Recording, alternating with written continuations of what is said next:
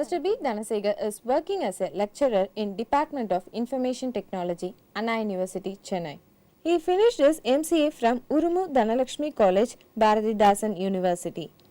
He finished his ME in Computer Science and Engineering from College of Engineering, Anna University. His areas of interest are multi-core programming and architecture, programming models, compiler, automata theory, cryptography, and algorithms. He is an expert in subjects like compiler design, formal languages and automata theory, analysis of algorithms. His research area is code generation for multi-core architecture. Welcome to the UGC lecture series on computer science, and in this episode we are going to have the subject that is theory of computation. Let me start with the recap of what we had seen in the previous lecture of the same subject, that is theory of computation. We have seen the regular expression definition. It is an expression which is used for describing the regular languages, that is one class of the language available in the Chomsky hierarchy. We will be actually we have seen that is the basic primitives, first one. Then we have seen how we are building the complex regular expressions out of that. That is actually part of the regular expression. There is a definition for regular expression. So once we have written the regular expressions, then it is possible to describe any language that is coming under the regular language class, which is one of the basic class as far as Chomsky's hierarchy is concerned. Also we have seen the simple regular expression, how we are writing regular expressions, then building regular expressions from the primitive operators, and we have seen some examples for regular expressions also. So this is what we have seen as far as the previous lecture is concerned. As far as this episode is concerned, we are going to see the construction of regular expressions and how we are transforming the regular expressions into its equivalent, that is finite automata. As far as regular expressions are concerned, they are simply going to be the procedural representation of languages. But just by having this, it is not possible to construct programs. So we need to transform them into programs. Before going for writing programs, it is required to transform them into some kind of tools which we call it as finite automata. So finite automata is a device, or it is a tool which is used for recognizing regular languages. So once we have written the regular expressions, if you convert these regular expressions into its equivalent finite automata, then those finite automata can be very easily transformed into programs. We have a lot of tools for converting them into the programs. So by using them, it is possible to translate them into programs. So what we need is, for that programs formation of the regular, that is for describing regular languages, we need to have the finite automata. So now the question is, how do we transform the regular expressions into their equivalent finite automata? We have a Thompson's construction, that will transform the given regular expression into its equivalent, that is epsilon NFA with the epsilon transitions. So once we have converted this NFA to NFA with epsilon transitions, then it is possible to transform those NFA with the epsilon transitions to their equivalent deterministic finite automata. So deterministic finite automata, if they are available, then writing programs will be very easy for us. So let us start with how we are translating the given regular expression into its equivalent NFA with the epsilon transition. Let me start with how we are translating a regular expression which is meant for describing an empty language into its equivalent non-deterministic finite automata. A language is said to be empty if there is no string at all. A string is said to be empty if there is no symbol at all. But empty string is a string, but even if that empty string is available in a language, the language will never be called as empty language. So empty language is the one which is not at all recognizing anything as part of the recognition process. So now the question is, how do we construct an NFA or a finite automata for the empty language? The language recognition normally starts with the first state of the automata, and if you reach the final state of the automata, we are very sure that at least one string will be recognized by the finite automata. But if you construct a finite automata with no transition is possible from the initial state to the final state, then it will be an automata recognizing an empty language, or we see that automata as the automata for recognizing empty language. So you just construct an automata in which there is no transition from the starting state to the final state. It will be an automata for recognizing the empty language. So that's what here we are having as far as the slide is concerned. We shall see that is how we are constructing the finite automata for the empty language.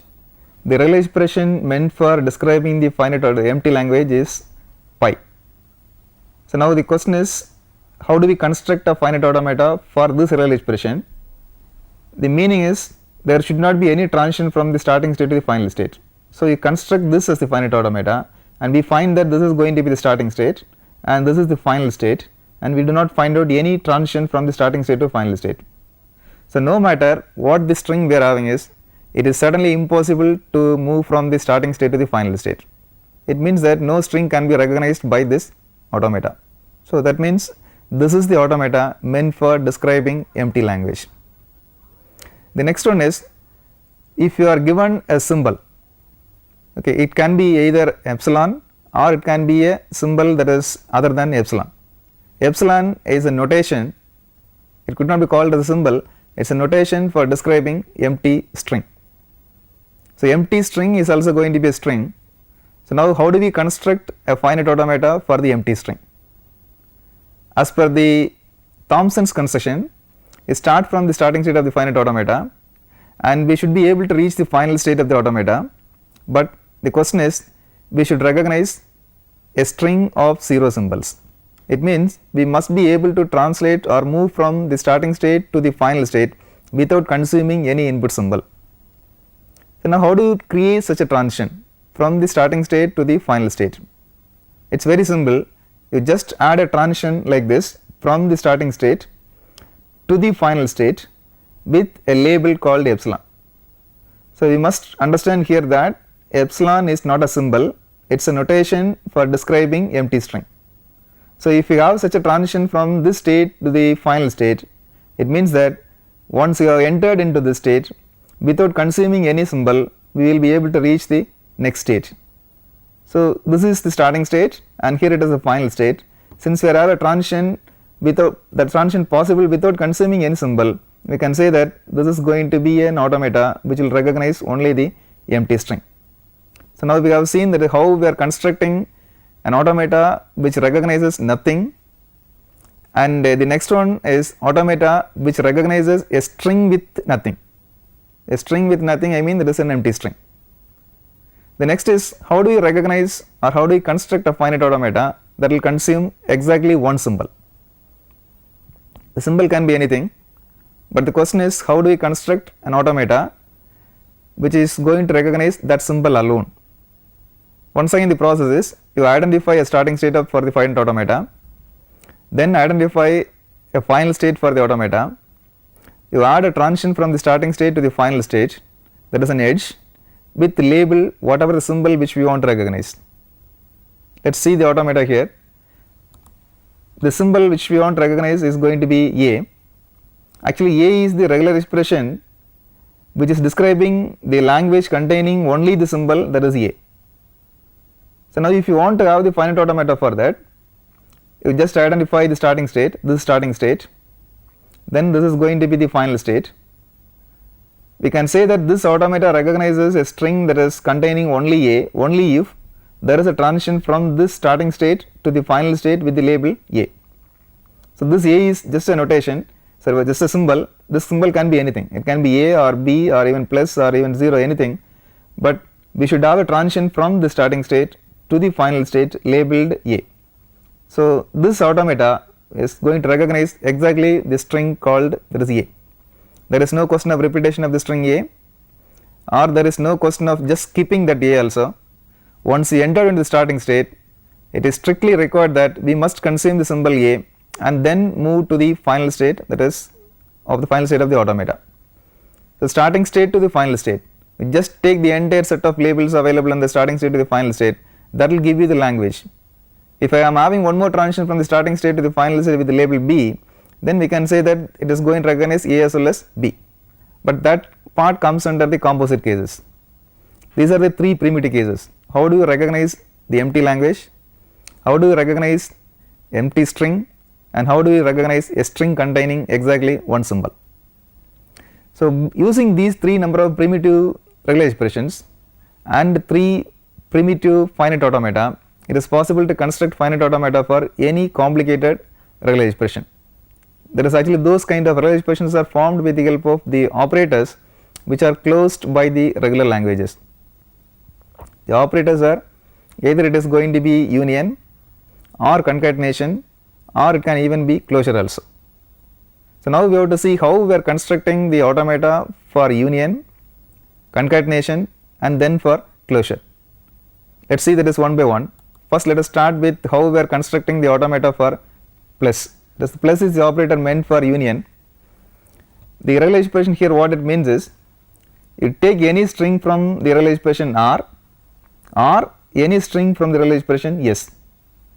R and S are not symbols here. R is a regular expression and S is another regular expression. So this R describes some language, similarly this S describes some language. The meaning of the language recognized by this L of R plus S is a string either from L of R or a string from L of S. So first we should know what is the finite automata available for R. So here we have the finite automata available for R. Once again it is an abstract automata only. We do not know how many states are there in this automata because R is only a regular expression notation, but it is not exactly the regular expression. So this regular expression can be anything. Depending upon how complex the regular expression, this automata is going to be a complex automata. So here we are seeing just as an abstraction, we have a starting state and we know that there is a final state available. In the meantime, we may have any number of states, that is depending upon how complex the regular expression R is. So assume that we have an automata for R, then strictly we want to have another automata for S, because R is a regular expression and S is a regular expression. So these regular expressions can be either primitive or it can even be complex regular expressions also. So R may be an empty string, or R may be an empty language, or R may be a language containing only one symbol, or R can even be the regular expression with the complex operators also. But here we see that R is a regular expression for which we have an automata, S is another regular expression for which also we are having another automata. Now the question is, how do we make up a new automata that will recognize either a string from L of R or a string from L of S? The idea is very simple. You just make use of the automata meant for R and for S, but we should have a single starting state and there should be a single final state. The single starting state condition is more rigid, but the single final state condition is not going to be rigid, because of the definition for finite automata says there should be a single starting point for any automata, but we can have a set of final states. So if you are not connecting the final states of R and S with a common final state, then we can say that there will be a set of final states available for the resulting automata, but the set of starting states is not going to be a question. There should be a unique starting state. So strictly we have to introduce a unique starting state, and from that starting state we just connect the starting states of R and S. Once again, from the final states of R and S, you just connect the final state of the new automata. You can see that is what happens here. We are introducing a new starting state for the automata here, and there is a new final state which is also introduced here, and the starting state of the first automata is connected with the starting state of the new automata. The new automata mean the NFA with the epsilon transition meant for the R plus S. So for this automata, the new starting state is this. So connect the new starting state with the starting state of R with epsilon transition. Similarly, connect the final state of R with the final state of the new automata with the epsilon. We should know the reason why it is the transitions are labeled epsilon. If you are labeling these transitions anything other than epsilon, the language of R will be different. So that should not happen. Still it should recognize a string from L of R or a string from L of S. So no question of labeling the transition from the new starting state of R and final state of R to the new final state anything other than epsilon. So now one path is clear. So what will happen, suppose if I am having a string which could be recognized from S. So I should add once again transitions from the starting state of the new automata to the starting state of the automata that is S using epsilon, and the final state of S to the new final state, once again using epsilon. So now you take any string from either from R or from S, I will be having a starting state that is this one, then I can either move to starting state of R, I can move to starting state of S. Once the recognition is completed either by R or by S, I will reach the final state of either R or S depending on what string I have recognized. Then I can jump from the final state of this automata or this to the new final state just by having once again epsilon transition. So thus this is going to be the automata meant for recognizing any string from one regular expression or other string from the other regular expression. By combining these two, we will be forming a new automata for a new regular expression formed by using the union operation. I will continue this lecture after a short break.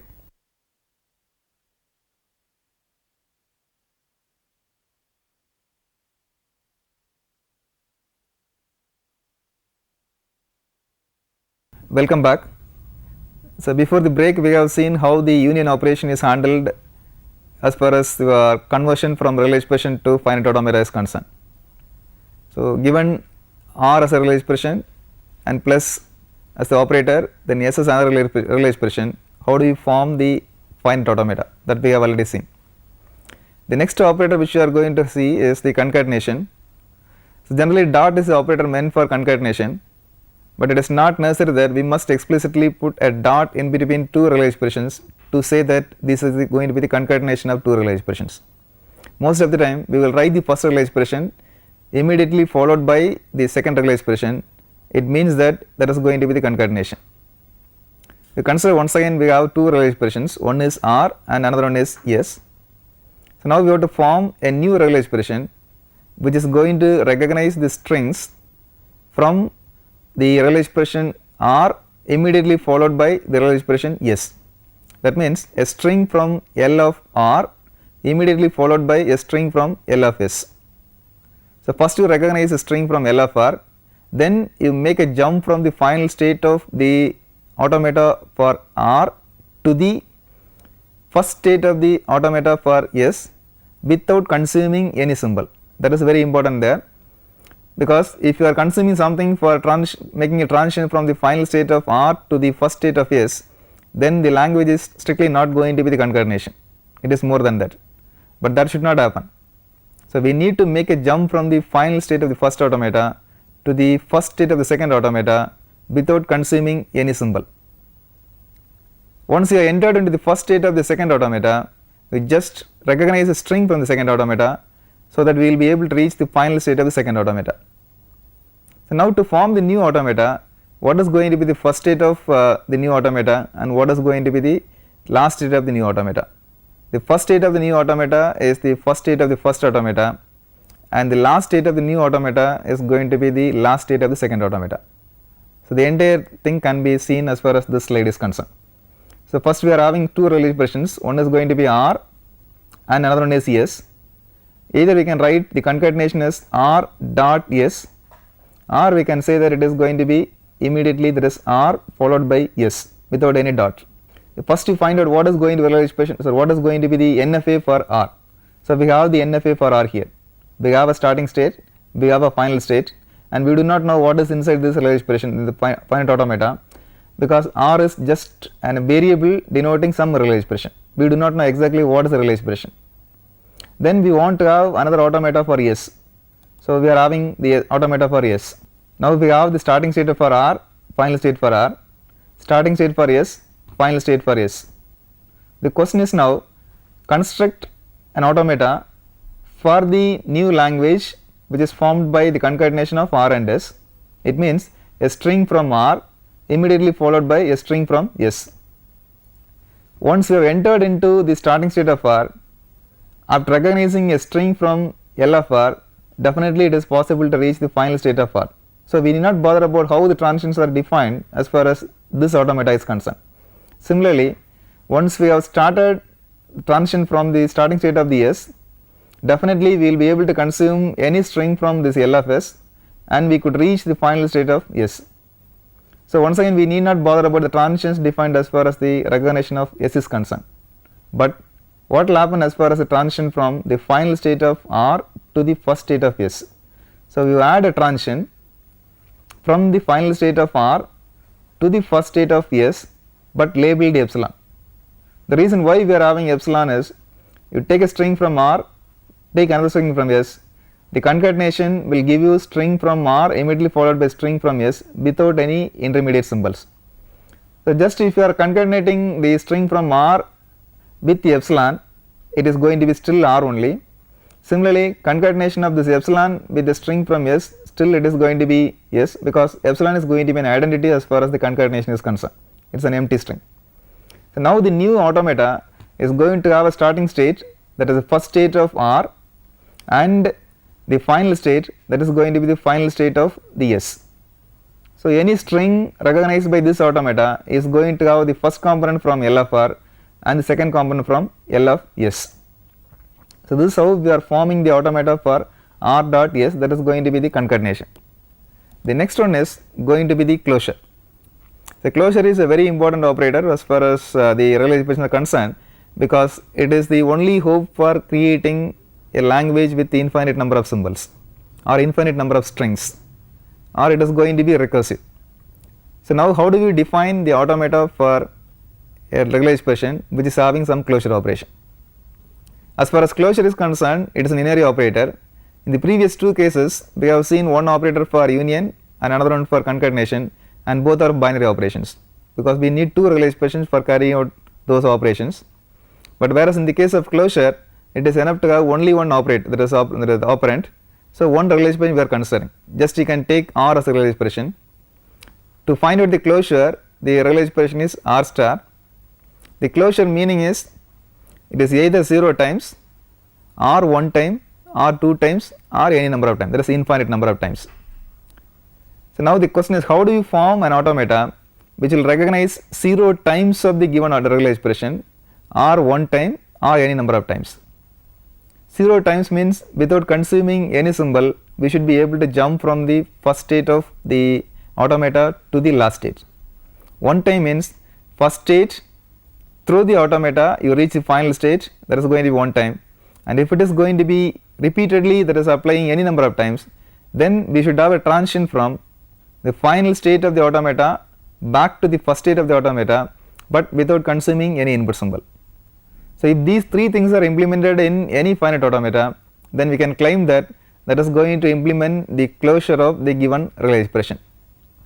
You can see the construction here. First we are having the regular expression, that is R, star is going to be unary operator. So we want to construct the finite automata for R star. We have the finite automata first of all for R. We have starting state, we have final state, and once again the question of what is inside this R is not going to be an issue, because R is just a variable denoting some regular expression. So now we have to find out how we are implementing, or how do we construct an automata for R star. The meaning is clear. Closure means it should recognize 0 times of R. You can see that it is going to be the automata for 0 times of R. 0 times of R, 0 times of any regular expression is always going to be epsilon only. So this is new starting state for the new automata, and this is a new final state for the new automata, that is implementing the closure of R star. So you have a transition from the starting state to the final state exclusively labeled using epsilon, because it is going to be only empty string. That is the first part. The second part is, how do you make this automata to recognize R exactly once? So for that we have a transition from the new starting state to the starting state of R labeled epsilon, and the final state of R to the new final state once again exclusively labeled using epsilon. So now it is going to be an automata that recognizes R either 0 times or exactly once. So this is normally implemented or represented by a regular expression called, that is R followed by question mark. The question mark is an while character, or it is an operator that is denoting either 0 times or 1 time, or either it is present or absent. But here we want to implement star, that is a closure which is going to repeat that infinite number of times. What do we repeatedly execute or recognize is only the regular expression R, that is any string from this R. So what we need for that is going to be a transition from the final state of the automata to the first state of the automata, once again labeled epsilon. So here you can see that we have included a transition from the final state of R to the first state of the R, but labeled using epsilon. So now this path can be taken any number of times. That is fully depending upon how many times we are supposed to repeat R for recognizing any string from this L of R star. So it is capable of recognizing either 0 times of R, so this is the path, and it is 1 time, then this is going to be the path, and if it is 2 times, then the path is going to start from here, enter into the state, come to the final state of the R, then come back to the initial state of R, come back repeatedly. You can see it and visit it any number of times depending on the need. And finally, if you are sure that we have completely recognized the string, that is as many times as we needed, then we can make a jump from this particular automata to the final state of the automata. So these are the three, there is composite, there is regular expressions, and how we are translating them into the corresponding non-deterministic finite automata with the epsilon transition. Even you can directly go for constructing the DFA, but it is going to be a very, there is difficult job as far as the complex regular expressions are concerned. But if you want to make it more formal or more procedural, then this is the way in which we can translate our expressions, regular expression, into their equivalent non-deterministic finite automata with the epsilon transition. So we have another algorithm that will translate the non-deterministic finite automata into its equivalent, that is deterministic finite automata. So when we study that, we will be able to see that how we are translating regular expression into equivalent deterministic finite automata. But the step must be clear. We should be able to write a regular expression first of all, then translate it into epsilon NFA, then translate it into the deterministic finite automata. Once you have DFA, we can very easily go for writing programs from the deterministic finite automata, because that will never be having any kind of ambiguity at all. But whereas in the case of NFAs with the epsilon transitions, there is a possibility for having there is ambiguity, because we have a lot of epsilon transitions. The reason is, suppose if I am having epsilon transition from a state to two different states, whether you have to jump to the first state or to the second state, it is not clearly defined, because there is ambiguity available as far as this automata is concerned. So now we can see that is what are all the there is regular expressions, or for any given regular expressions we will be able to that is recognize, or we will be able to construct the NFA with the epsilon transitions. So few problems we are having here. We are having some problems, that is A plus B, how we are constructing the automata for that. Then this is another regular expression, we are having that is epsilon plus A or B star star, then A plus B, it is star, then ABB followed by A plus. We are having the sequence of there is a combination of all the operations, that is plus is there for union, concatenation is there, then closure is there. Then another operation you can see here is that is your identity operation, your opening bracket followed by closing bracket. So whether it is going to be a regular expression inside bracket or outside bracket or without bracket, no matter, the regular expression is, or the equivalent automata is not having any change. But when we are combining a regular expression with expressions inside bracket, there may be some differences because of the priority and associated information will be modified just by introducing those brackets. So that is the only change by introducing your expressions. So other than that, the questions, there may be any possible, there is a list of questions possible. You can take any regular expression, and those regular expressions can be, or you will be asked to translate those regular expressions into its equivalent NFA with the epsilon transitions. We should completely, that is clearly remember that how we are translating the primitives, then how we are translating the your composite cases. That is, given a regular expression with the plus as the operator, what should be done? Given a regular expression with concatenation operator, what should be done? Given a regular expression with closure, what is to be done? These are the possible questions. With this I conclude this lecture. In the next lecture we shall see some examples of translating regular expressions into their equivalent NFA with the epsilon transitions. Thank you all.